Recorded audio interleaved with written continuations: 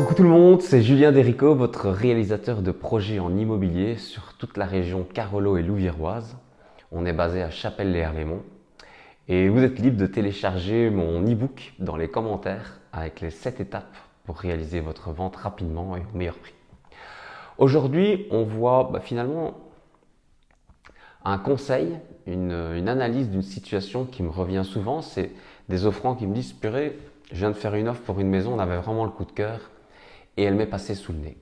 Alors je vous dirais que c'est pas grave, il faut de toute façon essuyer des échecs avant de trouver la bonne, c'est un cheminement. Mais surtout, il faut prendre connaissance des points qui peuvent faire changer cette situation demain et faire que vous sortiez victorieux. À mon sens, un des points les plus importants, c'est de rassurer son vendeur. Alors, vous allez me dire, c'est quoi cette histoire? Souvent, on voit les choses à l'inverse. C'est qu'on se dit, j'espère que le vendeur m'a rien caché, qu'il m'a tout dit sur les points essentiels de la maison. Et en fait, il y a quand même quelque chose qui apparaît très important, surtout dans le marché actuel où il y a beaucoup de visiteurs et peu de biens en vente. C'est qu'un vendeur, quand il choisit un offrant, il prend aussi un risque. Et donc, rassurer son vendeur, c'est un point hyper important. Comment rassurer son vendeur? C'est avec les points forts que vous pouvez mettre en avant, leur expliquer le cheminement au niveau bancaire, au niveau réflexion pour acheter une maison qui vous mène aujourd'hui à être devant lui. Je ne vous parle pas d'aller raconter que vous êtes un jeune couple qui vient d'avoir un enfant et faire fonctionner le violon ou pleurer dans les chaumières. Je vous parle de leur montrer que votre dossier crédit est très très bien ficelé, de tout ce que vous avez fait pour être prêt aujourd'hui à acheter le bien qui vous réunit avec le vendeur, tout simplement.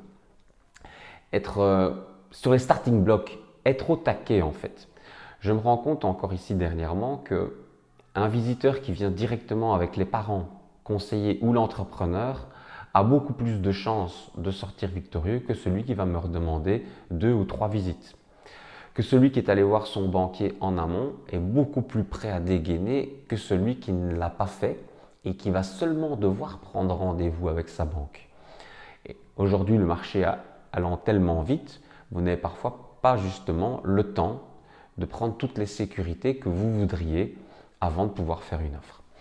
Et le troisième point aussi, il y a bien entendu rassurer, être au taquet, mais il y a parfois de prendre les devants sur certaines démarches. C'est-à-dire que dernièrement, je viens d'avoir une vente qui a été finalisée par un couple qui a compris la pierre d'achoppement qu'est la condition suspensive de crédit dans une offre, que le fait de ne pas en mettre est très rassurant pour le vendeur, mais est un risque pour l'acheteur.